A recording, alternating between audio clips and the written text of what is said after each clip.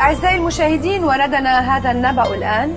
غرق سفينة تركية كانت تقل مهاجرين غير شرعيين بعد أن أبحرت من ميناء مرسين التركي متجهة إلى اليونان، وغالبيتهم من الجنسية. شو عم بيصير معها؟ حضروا لي بلاك، ستاند باي.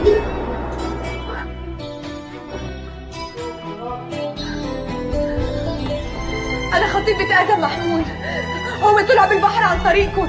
بدي أتأكد إذا الباخرة اللي عم بيقولوا غرقت هي نفسها اللي هو كان عليها.